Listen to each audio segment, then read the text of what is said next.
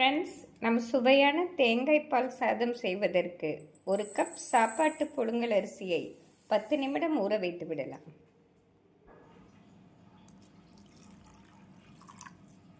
நாம் தேங்காய் பால் சாதம் செய்வதற்கு 2 பெரிய வெங்காயம், பச்சை மிளகாய் நறுக்கி எடுத்து விடலாம்.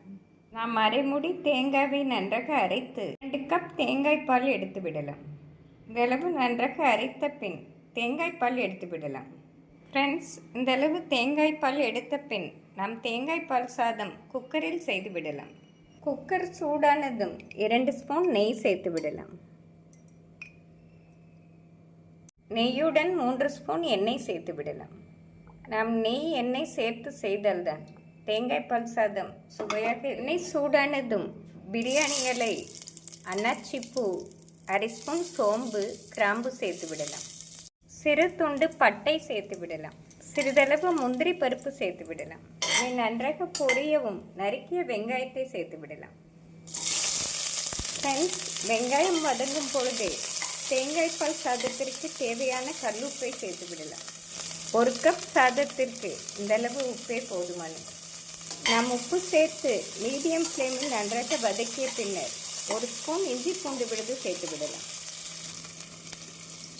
இஞ்சி பூண்டு விழுது சேர்த்து மீடியம் ஃப்ளேமில் நன்றாக வதக்கிய பின்னர் நறுக்கிய பச்சை மிளகாய் சேர்த்து விடலாம். நம் காரத்திற்கு பச்சை மிளகாய் மட்டும் சேர்ப்பதால் 2 பச்சை மிளகாய் சரியாக வரும். அளவு வதங்கவும் நறுக்கிய தக்காளியை சேர்த்து விடலாம்.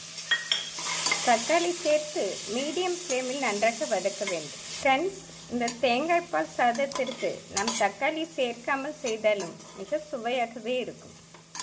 குழந்தைகள் லஞ்ச் பாக்ஸிற்கு 10 நிமிடத்தில் இதை செய்து கொடுத்து விடலாம். இந்த அளவு நன்றாக வதங்கவும் மல்லி இலை சேர்த்து விடலாம்.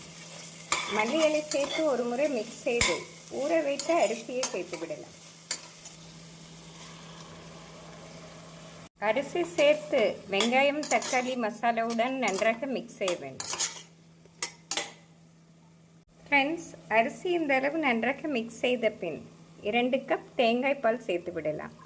நாம் அரிசி எடுத்த அதே கப்பில் 2 கப் தேங்காய் பால், அரை கப் தண்ணீர் சேர்த்து விடலாம். நன்றாக கொதித்து வரவும் உப்பு சரி பார்த்து மூடி போட்டு 2 விசில் வைத்து எடுத்து விடலாம். நாம் 2 விசில் வைத்தாலே நன்றாக வெந்து வந்துவிடும். ஃப்ரெண்ட்ஸ், ப்ரெஷர் ரிலீஸ் ஆகவும் குக்கரை திறந்து விடலாம். தேங்காய் பால் சாதம் உதிரி உதிரியாக அருமையாக ரெடி.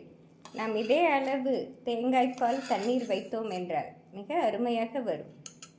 நாம் சாப்பாட்டு புழுங்கல் அரிசியில் செய்தாலும் ஜீரக சம்பா அரிசியில் செய்வது போலவே அதே சுவையில் அருமையாக இருக்கும். நம் குழந்தைகள் லஞ்ச் பாக்ஸிற்கு இதை செய்து கொடுத்தோம் என்றால் பிரியாணி சுவையிலே மிக அருமையாக இருக்கும். நாம் தேங்காய் பால் சேர்த்து செய்வதால் மிக மணமாக இருக்கும். ஃப்ரெண்ட்ஸ், இந்த சுவையான தேங்காய் பால் சாதத்திற்கு சைட் டிஷ்ஷாக சிக்கன் கிரேவி, மட்டன் கிரேவி வைத்து கொடுத்தால் பெரியவர்கள், குழந்தைகள் விரும்பி சாப்பிடுவார்கள். நாம் வெறும் தயிர் பச்சடி வைத்து கொடுத்தாலே மிக சுவையாக இருக்கும். மிக எளிமையாக செய்யக்கூடிய இந்த சுவையான தேங்காய் பால் சாதத்தை செய்து பார்த்து எப்படி இருக்கிறது என்று கூறுங்கள். Thank you, friends.